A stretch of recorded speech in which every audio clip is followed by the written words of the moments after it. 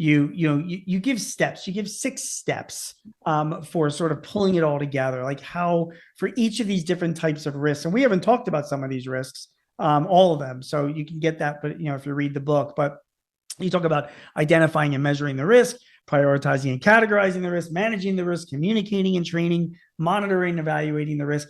Can I ask you then to Ivy to like give us an example, like take a specific risk that comes to mind that a business, we've talked about a few of them already, and speak to me like, okay, I've identified that this is a potential risk. Walk me through these 6 steps, like 5 steps, excuse me, to address this risk.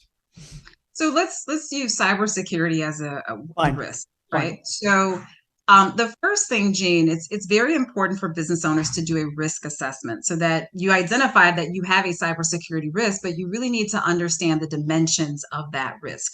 okay, So step one is that risk assessment. And there are online tools available. I talk about this in the book, a number of online tools available to help you with risk assessment. Once you've gone through that risk assessment process and you have a good handle on what the problems are, then you want to prioritize. You can't do everything all at once. And there may be some risk that you're willing to simply accept, right? There's risk acceptance.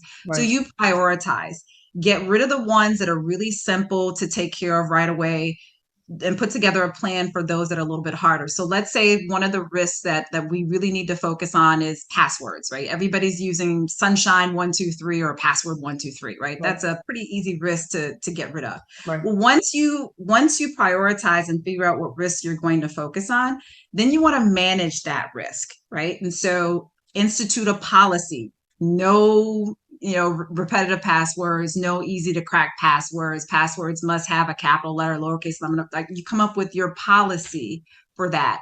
And then you need to train your staff on what this new policy is and what it looks like. And critically important, why you have the policy, sure, right? There's nothing worse than coming up with a new rule, a new policy, and telling everybody this is the way that we're doing it, just get it done. And people don't understand the why, because when people don't understand the why, they will find workarounds because they don't want to change. It's just human nature. We don't want to change. So then you manage that risk with your new policy and with your training. And then you want to pay attention. You want to measure and monitor that risk over time. Monitoring the risk looks like periodically taking a look at what passwords people are using on your system, using a password, a group policy on your network that would prevent people from using certain types of passwords. You want to monitor that risk. And if you're seeing policy violations repeatedly, then that means you need to go back to the training step, right? That tells you that people are not adapting this policy, they're not understanding the policy, and you need to be more clear about it. And then enforcement is that last step. So if somebody is continuously breaking a policy, then maybe they're not a good fit for your company.